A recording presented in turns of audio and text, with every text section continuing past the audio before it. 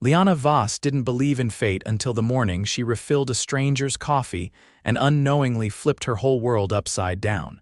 It was Tuesday.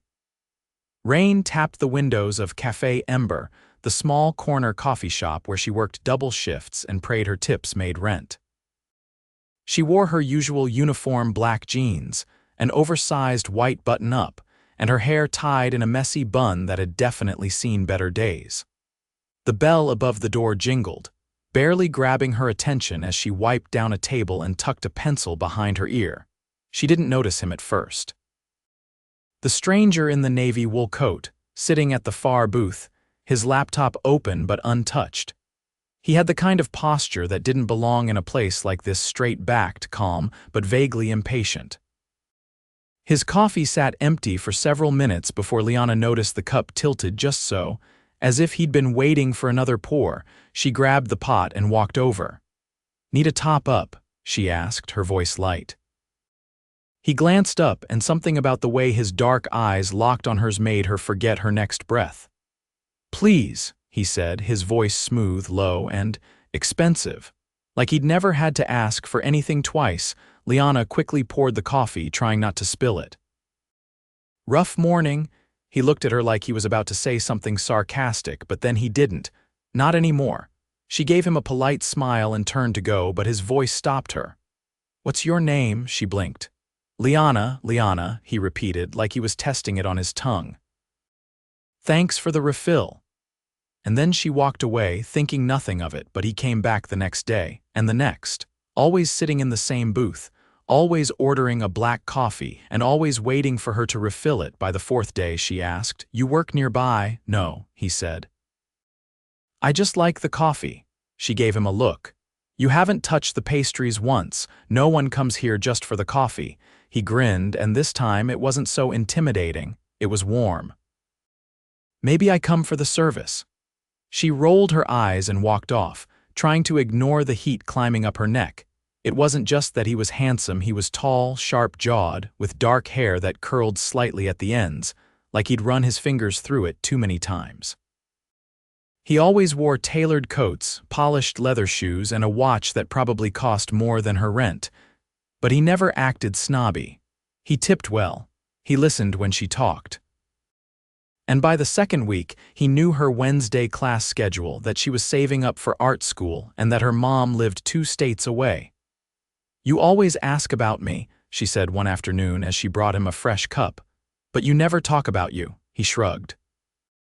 "You haven't asked." Liana crossed her arms. "All right, what do you do?" He paused just for a second. "Business," he said vaguely.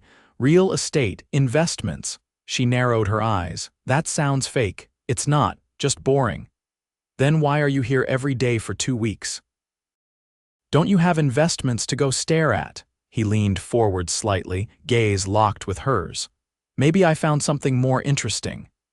She didn't have a comeback for that. The next day, he was waiting outside before she opened. Standing in the rain with a single black umbrella and 2 to-go cups. "You're going to catch a cold," she said, unlocking the door. "Then it'll be worth it," he said, handing her a cup. "Thought I'd bring you coffee today." She stared at him. "You don't even know what I like." "Hazelnut, 2 creams, no sugar," she blinked. "Stalker," he smiled. "Listener." They sat inside the empty cafe, the lights still off, the world still waking up, and for the first time he told her his name, Darian Zeller. She repeated it slowly. "Of course your name sounds like it belongs on a yacht," he laughed, and it was the first time she saw him really laugh, relaxed, open, even a little boyish.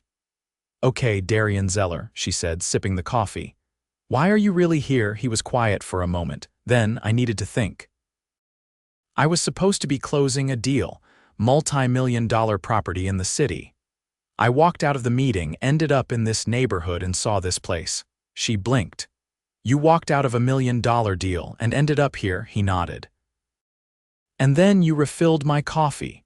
Liana stared at him, unsure whether to laugh or run. "You're serious?" "I'm worth about 70 million, give or take," he added casually. "Depending on the stock market today." She froze. "You're joking." "Nope, you're actually a millionaire, Emma. And you've been sitting here letting me talk about how I'm trying to afford art school and how I got rejected by my first gallery and how I eat instant noodles 4 nights a week. I like hearing you talk about your life." She narrowed her eyes. "Are you trying to mess with me? Is this some weird rich guy game?" Darian's voice dropped. "No games, Liana." She didn't know what to say. Her brain couldn't keep up. She looked down at her coffee like it might offer answers. "I like you," he said. She looked up. He wasn't smiling now. He looked serious, honest. "I didn't plan to. I didn't even mean to come back the second day, but I couldn't stop thinking about you, the way you talk. The way you look at people like they matter. You refill someone's coffee like it's the most important job in the world." Liana swallowed hard. "You don't even know me." "I want to." Her heart was racing. This wasn't supposed to happen, not here, not with someone like him. She was just trying to survive the week, not fall into some ridiculous fairy tale. "I'm not a project," she whispered. "I know. I don't need saving." "I don't want to save you," he said. "I just want to be near you." The cafe was still quiet, still dark, still theirs. She stared at him, the rich stranger who somehow made her feel more seen than anyone ever had. And then, quietly, she said, "Okay." His gaze softened. Yeah, she said, "but I'm picking the first date," he grinned. "Deal." And just like that, a millionaire fell in love over a refill of coffee. Liana waited until the cafe's front door shut behind him before pressing her palm to her chest, trying to steady the storm inside. She didn't know what startled her more, that he was a millionaire, or that he said he liked her and meant it. She told herself not to read into it. People said things in moments, in passing. But Darian hadn't spoken like someone passing through. He'd looked at her like she was the only fixed point in a world constantly shifting beneath his feet. By the time Saturday came, she had second-guessed herself 100 times. But when she stepped outside after her shift, he was already there, leaning against a midnight blue car so sleek it barely looked street legal. The city lights shimmered across its polished surface, and the engine gave a soft, confident purr. "You're late," she said, pulling her coat tighter. "I waited," Darian said, straightening. "You always come out 5 minutes after closing. I figured I'd give you 6. She raised an eyebrow. "So what's the plan? Fancy restaurant, helicopter tour?" He opened the passenger side door. "I figured we'd start with something simple." 10 minutes later, they were parked in front of a quiet bookstore wrapped in ivy and glowing with golden light. She stepped out and looked at him. "You took me to a bookstore." "I asked the owner to keep it open for an hour," he said, guiding her to the door. "They have a rare illustrated edition of The Secret Garden in the back room. I thought you'd want to see it." She stopped walking. "How do you know I love that book? You mentioned it once. Said it was the first thing you ever read alone that made you cry." Liana stared at him, stunned. "You remembered that?" "I remember everything you say," he answered, holding the door open. Inside, the world shifted. The shop smelled of old paper and cedar shelves. Classical music drifted from a radio in the corner. The lights were dimmed to a soft amber. A woman in thick glasses waved once, then disappeared behind a curtain. Darian led her to the back, his hand brushing hers once, not by accident. On a velvet-lined table, the book waited. Its cover was faded, the spine gently worn, but the gold leaf still glinted under the lamplight. Her fingers hovered above it. "I can't touch that." "You can," he said. "It's yours." She froze. "You bought it." He looked at her, unreadable. "I wanted you to have something that mattered to you." Liana opened the book slowly, carefully. The illustrations were hand-painted, the pages thick and delicate. Her throat tightened. "You're not real," she muttered. "Pretty sure I am." She laughed, but it cracked halfway through. "You didn't have to do this." "I know," he said. "That's why it matters." They sat on the floor between the shelves, her shoes kicked off, his coat folded beside him. She read aloud from the book, her voice low and steady, and he listened like there was nothing else in the world he'd rather hear. Afterward, they walked down the street, the city quiet around them. She glanced over. "Is this what your life is like all the time?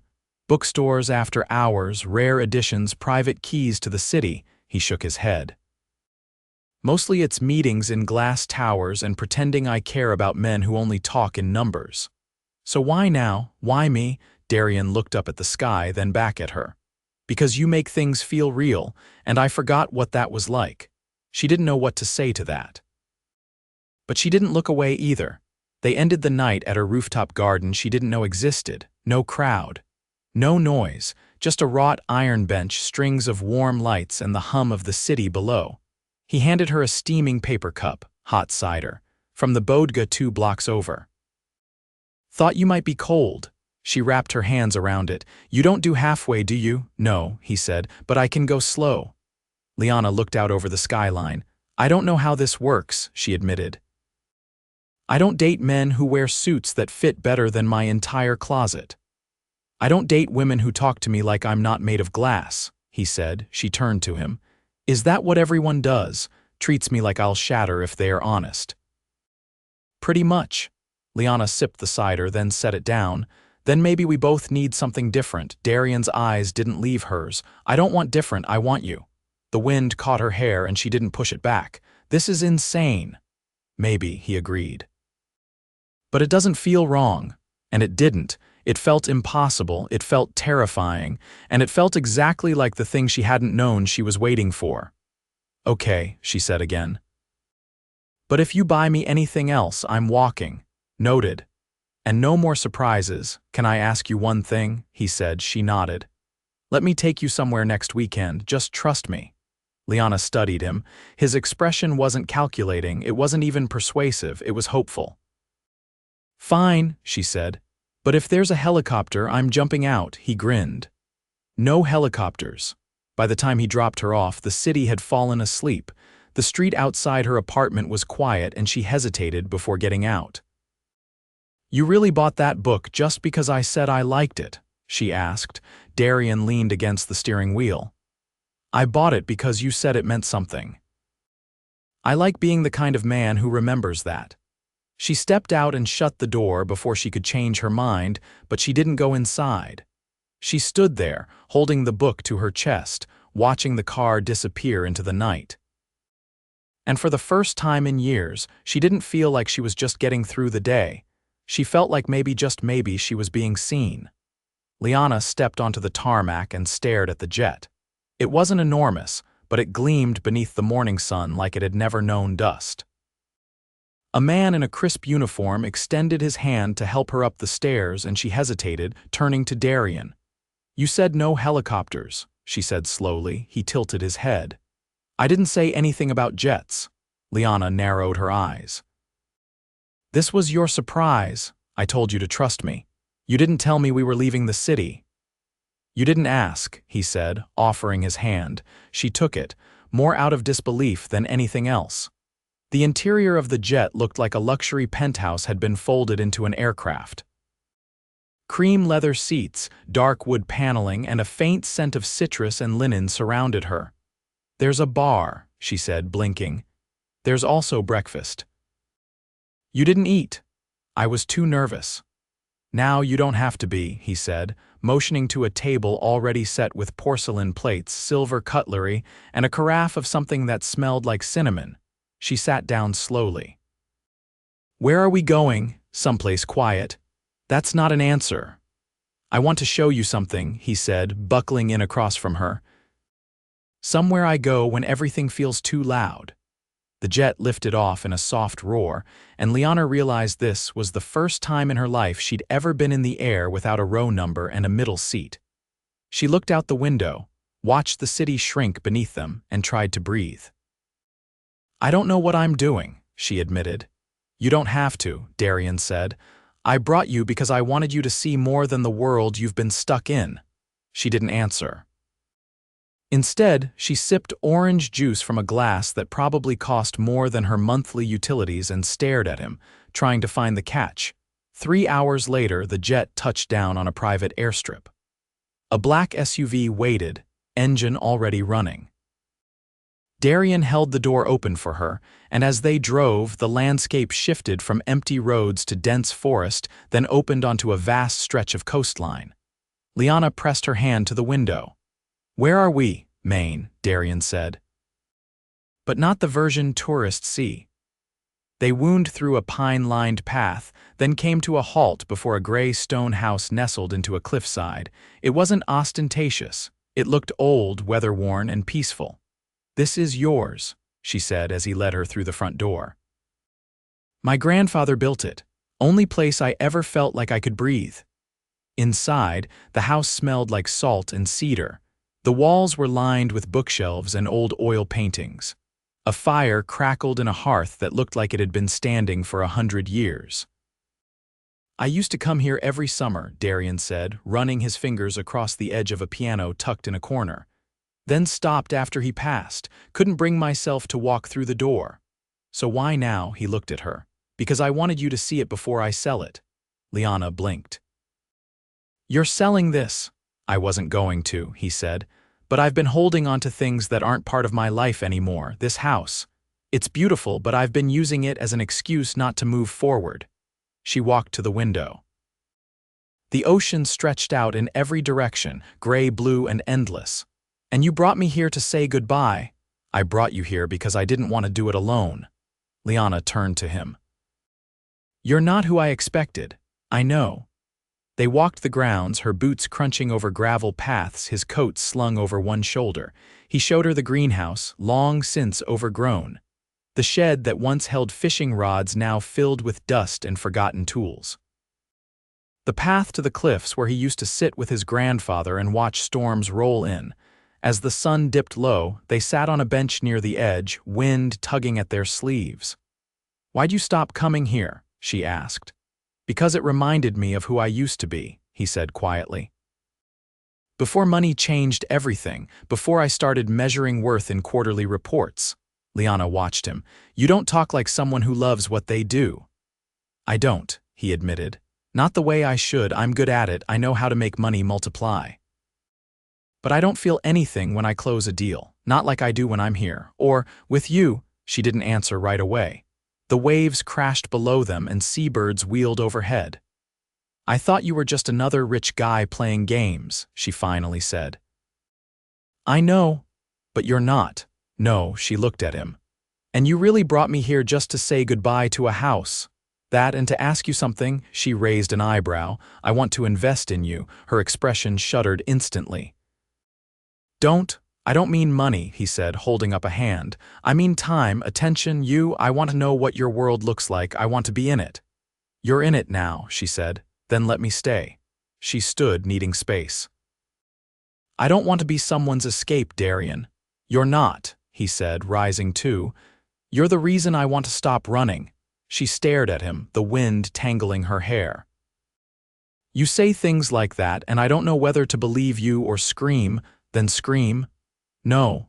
"Why?" "Because if I scream, it means I care," she said. "And if I care, this gets harder." "It's already hard," he said. "But I'm not going anywhere." She looked at the house, its windows catching the last orange streaks of light. "You're selling this place, letting it go." He stepped closer. "Some things are worth holding on to. That's what I'm trying to learn." Liana's voice was quiet. "And what if I'm not ready?" "Then I'll wait." She didn't say anything else. They watched the sun sink into the sea, neither of them moving, the air between them thick with everything unsaid. Later, she fell asleep on the couch, wrapped in a thick wool blanket. Darian sat across from her, a book open but unread in his lap, watching the fire throw gold across her face. He didn't know what kind of future they had. But for the first time in years, he wasn't thinking about stock prices or boardrooms. He was thinking about the way she'd looked at the ocean like it held all the answers. And he knew, without question, she was the only one he wanted to find them with. Liana stood barefoot on the cold floor of her apartment, staring at the untouched canvas leaning against the wall. Morning light filtered through the curtains, catching the dust in the air. She hadn't picked up a brush in weeks, not since her last rejection letter. Not since she'd decided that maybe art would always be the thing she loved but couldn't afford. But now, the silence of the room felt different. Not like failure, but like space, like possibility. Her phone buzzed on the counter. She hesitated, already knowing who it was. Darian hadn't messaged her since they returned from the coast 2 days ago. He'd given her space just like she asked. She picked up the phone.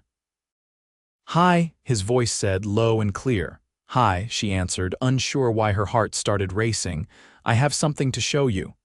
I thought we were taking time. We are, he said, but this isn't about us, it's about you. She ran a hand through her hair. Where? I'll pick you up in 15 minutes.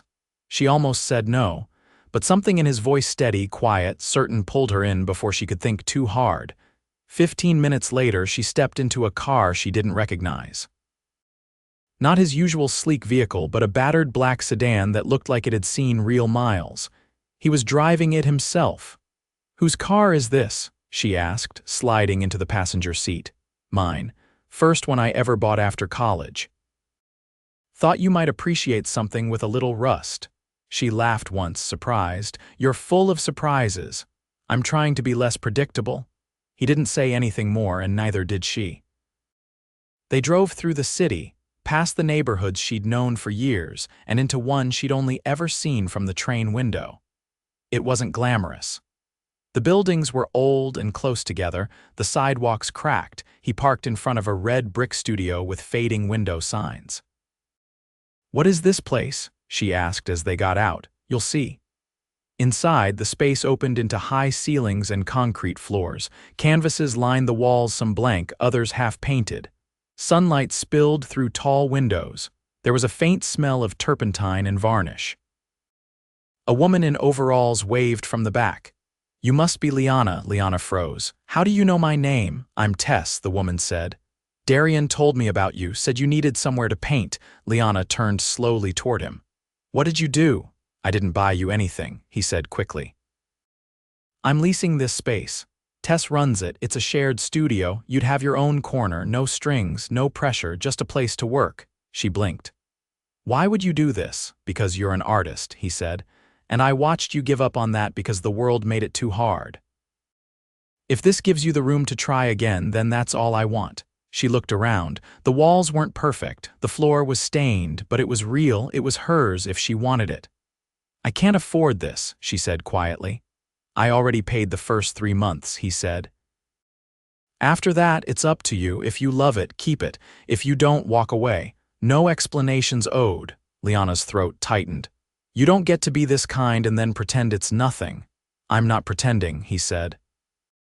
I just don't want you to feel like you owe me anything. She walked to the far window and touched the sill. It was warm from the sun. I don't know what to say. Just say you'll paint. She turned around. You make it hard to stay cautious, you know that? Then stop being cautious. I've had to be, I know, he said, but you don't have to be with me. She studied him, every guarded part of her battling the part that wanted to leap. I'm scared, she said finally. So am I, he admitted. But I'd rather be scared with you than safe without you. She crossed the room slowly. You really mean that? He met her halfway. I've never meant anything more. Her fingers brushed his. I don't want to be a footnote in your life, you're not. You're the headline. Liana laughed, but it cracked at the edges. That was cheesy, he leaned closer. You liked it. She didn't deny it. Outside, the city moved on unaware. Inside, everything had changed weeks past. Liana painted. Every day. She started with small canvases, unsure, rusty. But soon the color returned to her hands, her eyes, her voice. The studio smelled like turpentine and hope. Darian visited sometimes, always quiet, never interrupting. Sometimes he brought her coffee. Sometimes he just sat and watched. One afternoon, Tess approached her with a brochure. There's a local gallery doing a spring showcase, she said. You should submit. Liana stared at the papers. I'm not ready. You never will be, Tess said, but that doesn't mean you shouldn't do it. Liana submitted 3 pieces. 2 were accepted. The night of the opening, she stood in the gallery surrounded by strangers in linen and silk. Her name was printed on the wall. Her work hung beneath it. People stopped, stared, tilted their heads. She was halfway through a glass of wine when she felt someone step beside her. You wore the shoes I like, Darian said. They're the only ones that don't hurt my feet. He looked at the painting in front of them. It was abstract, sharp lines, bold shapes, a burst of crimson in the center. What's it called? He asked. Collision, she said. He glanced at her. Sounds like us. Maybe, she said, but we survived it.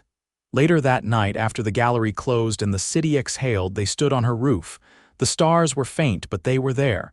Darian held her hand, their fingers laced. "I got an offer today," he said. She turned. "What kind of offer?" "An acquisition. One of the biggest firms wants to buy out my company. I'd walk away with more than double what I started with." She studied his face. "Do you want to do it?" He looked out over the skyline. "I think I do.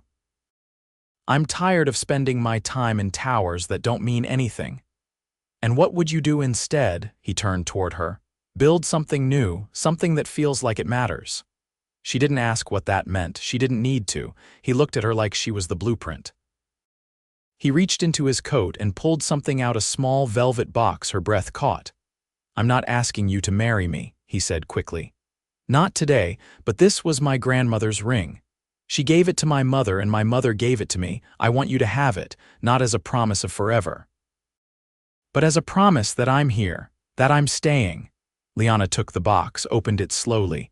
The ring was delicate, vintage, a single stone set in a gold band that looked like it had lived 100 stories. "I don't know what kind of life we're building," she said softly, "but I want to build it with you." He kissed her, then slow, certain, and full of everything they hadn't said. And as the city turned beneath them, Liana realized her story hadn't ended when she refilled that coffee. It had just begun.